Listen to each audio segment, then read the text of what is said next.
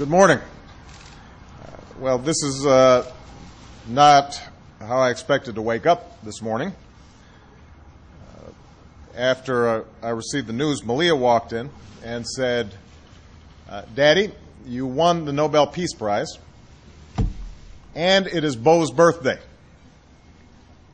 And then Sasha added, plus we have a 3-day weekend coming up. So it's good to have kids to keep things in perspective. I am both surprised and deeply humbled by the decision of the Nobel Committee. Let me be clear, I do not view it as a recognition of my own accomplishments, but rather as an affirmation of American leadership on behalf of aspirations held by people in all nations.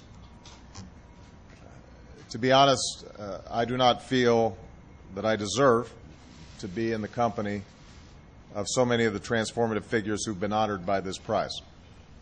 Men and women who've inspired me and inspired the entire world through their courageous pursuit of peace.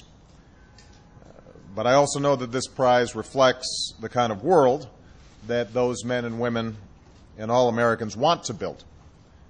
A world that gives life to the promise of our founding documents.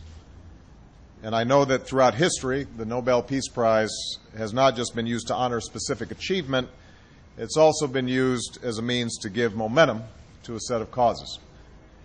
And that is why I will accept this award as a call to action, a call for all nations to confront the common challenges of the 21st century. Now, these challenges can't be met by any one leader or any one nation. And that's why my administration's worked to establish a new era of engagement in which all nations must take responsibility for the world we seek.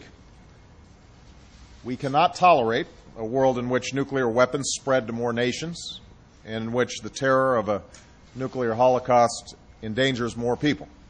And that's why we've begun to take concrete steps to pursue a world without nuclear weapons, because all nations have the right to pursue peaceful nuclear power, but all nations have the responsibility to demonstrate their peaceful intentions.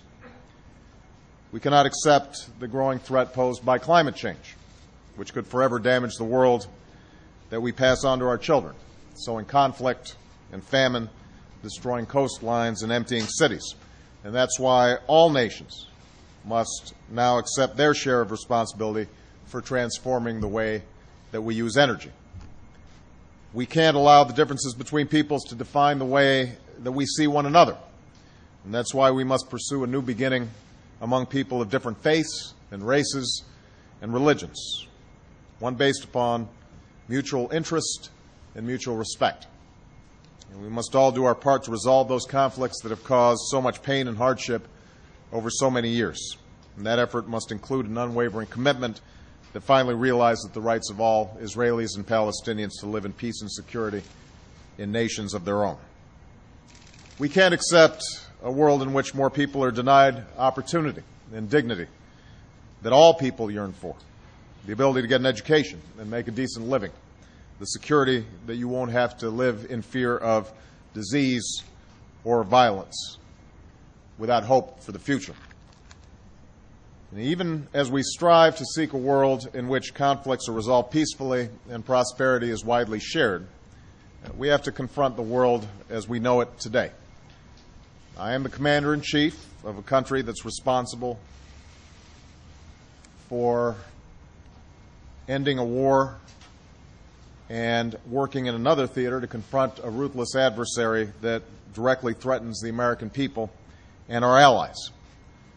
I'm also aware that we are dealing with the impact of a global economic crisis that has left millions of Americans looking for work. These are concerns that I confront every day on behalf of the American people. Some of the work confronting us will not be completed during my presidency.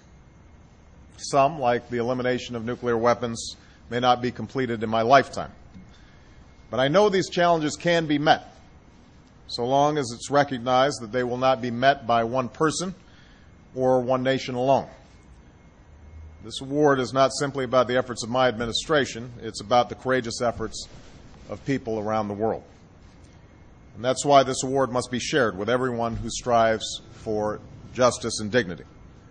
For the young woman who marches silently in the streets on behalf of her right to be heard, even in the face of beatings and bullets. For the leader imprisoned in her own home because she refuses to abandon her commitment to democracy. For the soldier who sacrificed through tour after tour of duty on behalf of someone half a world away. And for all those men and women across the world who sacrificed their safety and their freedom and sometimes their lives for the cause of peace. That has always been the cause of America. That's why the world has always looked to America. And that's why I believe America will continue to lead. Thank you very much.